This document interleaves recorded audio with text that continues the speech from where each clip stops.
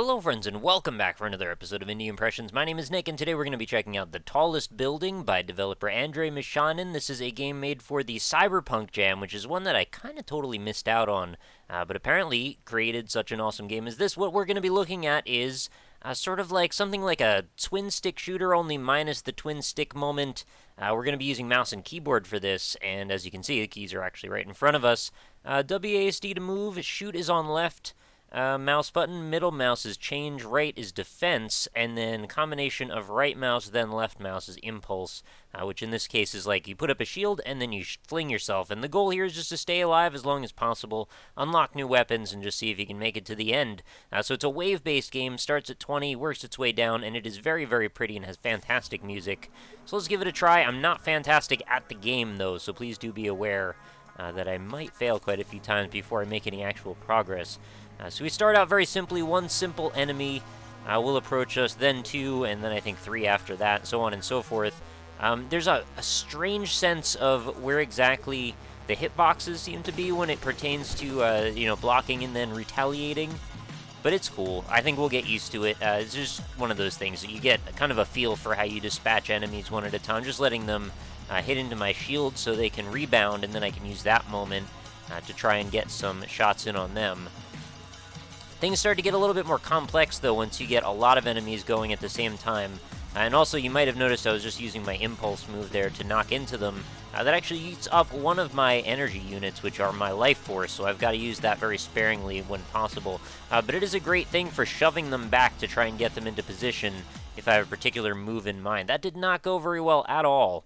I've already failed, but I have to say it was very pretty on the way. So the background, first of all, sort of reminds me a little bit, and maybe this is just me, but it sort of reminds me of like a promotional Sony thing for the PlayStation. I think it's the triangle, square, circle thing going on. There's no X's, but it's definitely given me a little bit of that vibe. And then also, they've always embraced a very colorful approach.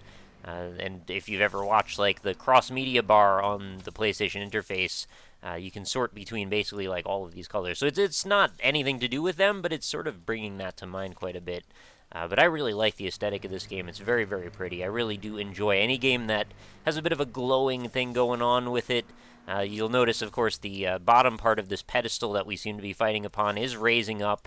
And the further up it goes, the more you can see that there's that, like, glassy, ribbed texture that seems to be exposed. I'm not sure quite why it's there, but it certainly draws the eye.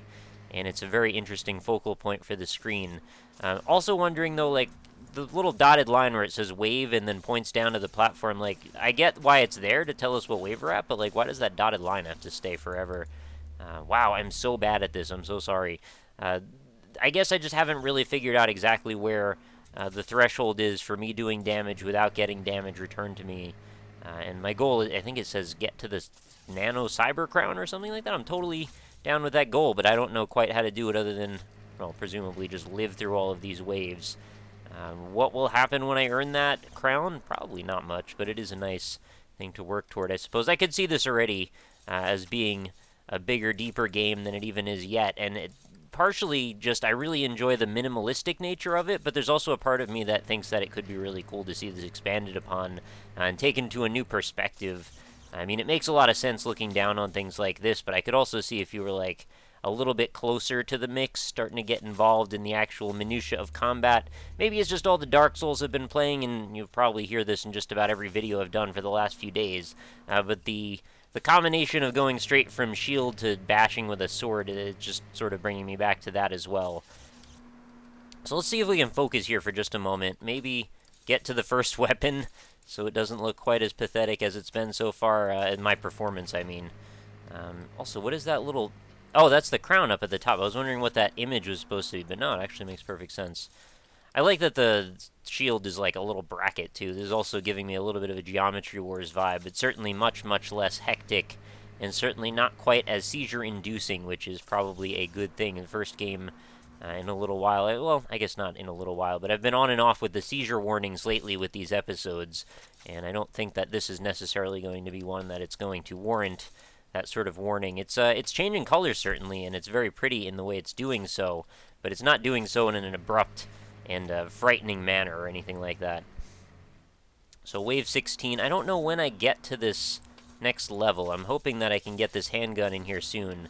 There is a little bit of a health pickup there. I'll see if I can go ahead and grab that. The guys are spawning in behind me, and all of a sudden, I have very little health. Let's see if we can grab this health pickup again. Oh, I totally missed it on that. Let's loop them back around.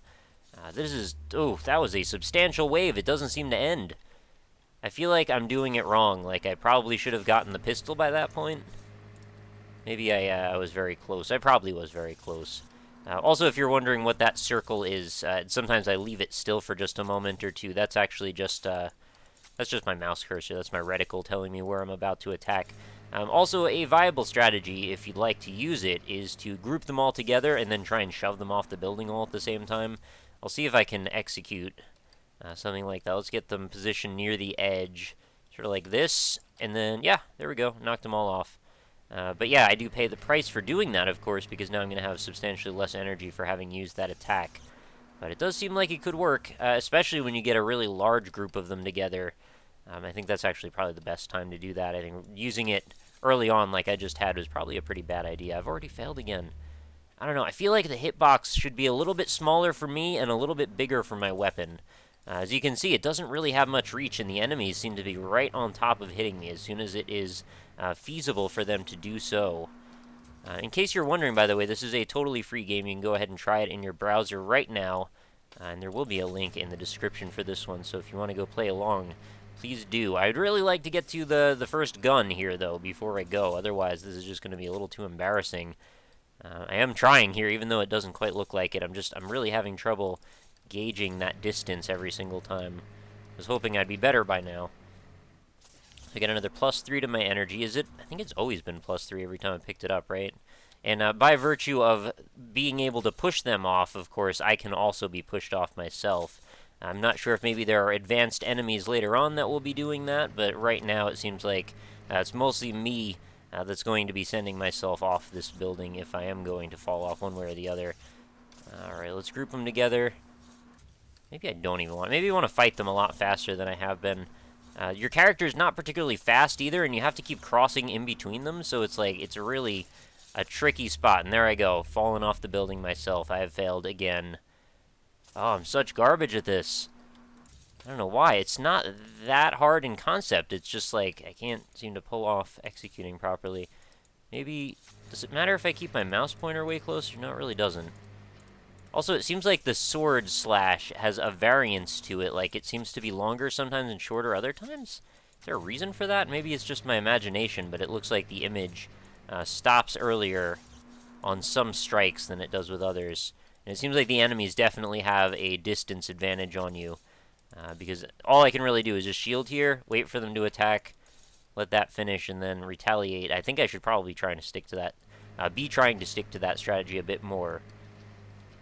Alright, next wave. Let's get them all together. And shield. Oh, I pushed them. Let's get this health before we get killed. And wait.